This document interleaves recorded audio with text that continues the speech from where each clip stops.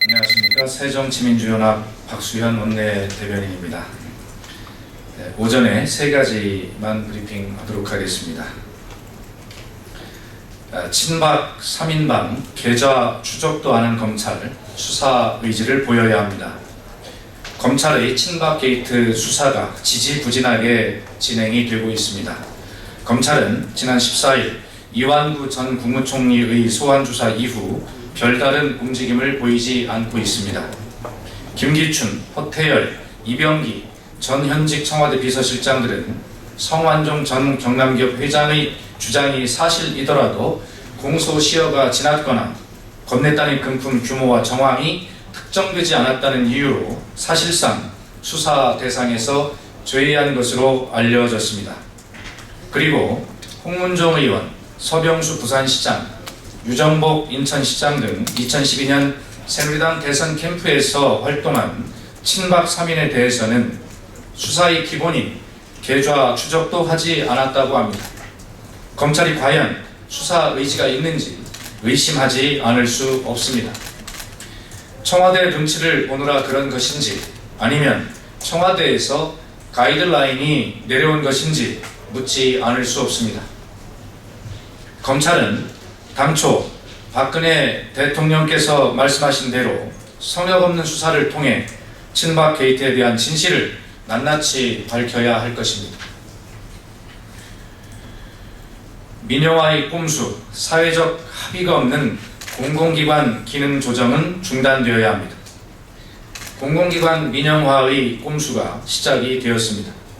정부는 27일 제8차 공공기관 운영위원회를 열어서 공공기관 기능 조정 방안을 의결하였습니다. 민간과 영역이 겹치는 사업에서 철수하고 민간의 신규 참여를 확대하겠다고 합니다. 정부는 대표적으로 코레일의 저효율 고비용 구조 개선을 위해 물류, 차량 정비, 유지 보수 분야를 단계적으로 자회사로 전환하겠다고 발표했습니다. 여객도 신규 노선의 경우 신규 운영자를 선정해 경쟁을 강화하고 적자 노선 보조금을 줄이기 위해 민간 사업자가 지선을 운영할 수 있도록 하겠다고 합니다. 결국 철도 사업을 잘게 쪼개고 수족을 잘라내어 민영화로 가는 수순을 밟겠다고 하는 것입니다. 철도는 여러 사업들이 유기적으로 돌아가지 않으면 오히려 효율성이 떨어지는 산업입니다.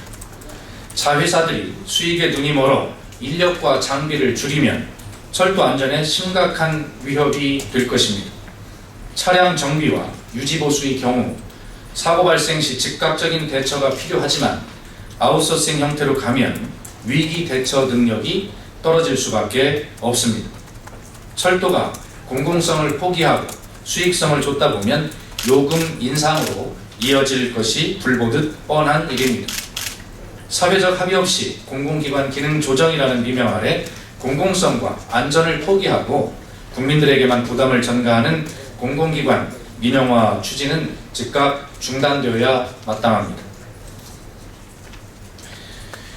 구멍난 정부의 메르스 관리에 국민의 불안이 커지고 있습니다.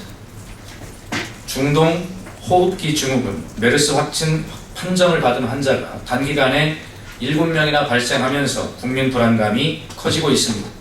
이로써 우리나라는 비중동 국가 중 가장 많은 환자가 발생한 나라가 되었습니다.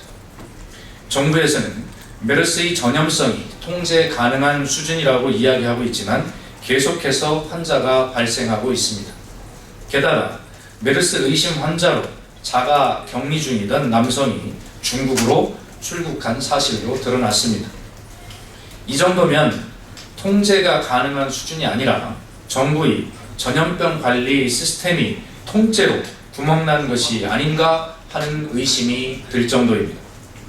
도대체 대한민국에 구멍이 나지 않은 곳이 없습니다. 안전하고 새로운 대한민국을 만들자던 다짐은 온데간데 없고 대한민국은 아직도 세월호 이전에 머물러 있습니다. 풍요로운 대한민국은 고사하더라도 국민은 안전하게라도 살기를 바랍니다. 정부는 전염병 관리 시스템을 철저히 점검하여 더 이상 환자가 발생하지 않도록 최선을 다해야 할 것입니다. 이상입니다.